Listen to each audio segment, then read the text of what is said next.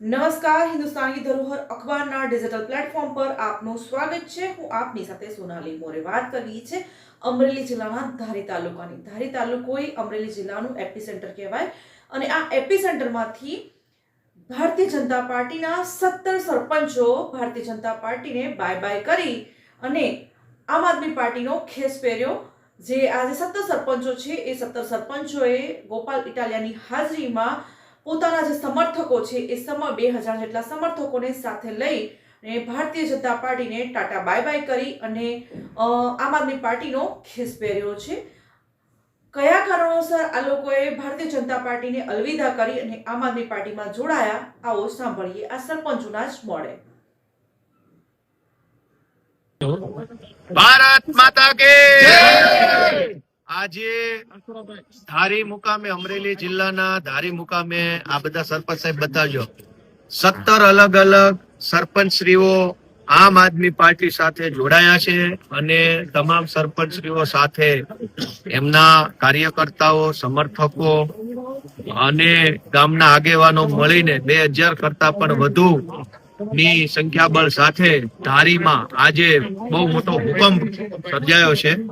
આ તમામ સરપંચશ્રીઓએ ખૂબ નિષ્ઠાથી, તાકાતથી લડતી આમ આદમી પાર્ટીને સપોર્ટ આપવાનું નક્કી કર્યું છે।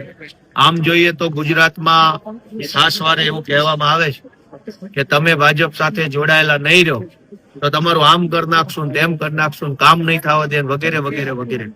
કામ તો જો કે ભાજપ વાળા કઈ કરતા છે નહીં, પણ આજે ધારી તાલુકાના સૌ સરપંચશ્રીઓ જે જોડાયા છે એ બહુ મોટી ખુશીની બાબત છે। આ બધા સરપંચ સાહેબના બે વેણ લઈ લો, અમારા ઓરા વહી આવો બધા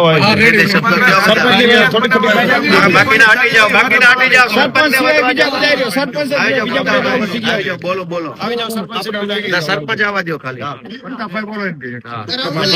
ગોપાલભાઈ ઇટાલિયાની ઉપસ્થિતિમાં અમે સૌ સરપંચો જ્યારે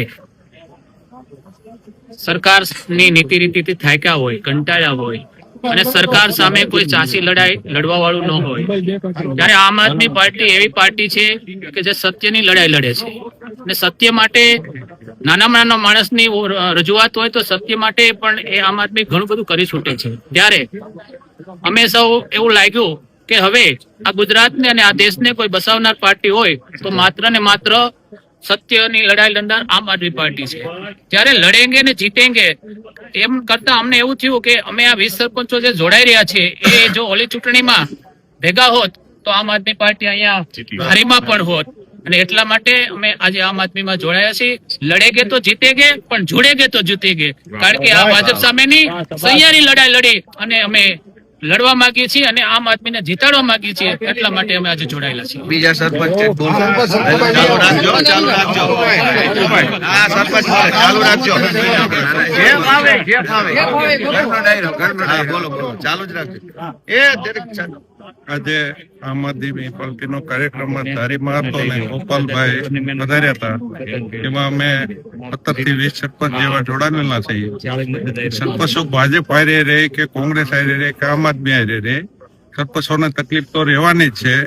ને ગોપાલભાઈ તમને ખબર નહીં હોય જે જેમ સિસ્ટમ હાલે છે પંચાયતની અંદર, એમાં એના માનીતા કોન્ટ્રાક્ટરો ને એજન્સી દઈ 2 લાખ 5 લાખ ના કામે એના કોન્ટ્રાક્ટરો હાવ ગુણવત્તાના કરી ગુણવત્તાના, અને એની અંદર પૈસા બેફામ ભ્રષ્ટાચાર થાય છે।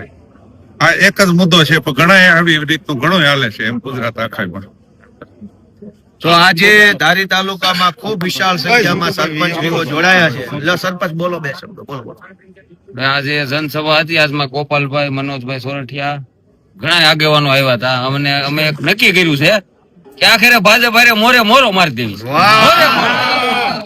બરાબર, આવનારી જોરની ચૂંટણીમાં તાકાતથી લડશું, બધા જે ઉમેદવાર રહેશે એને બધા તાકાતથી લડશે। ભારત માતા કી જય।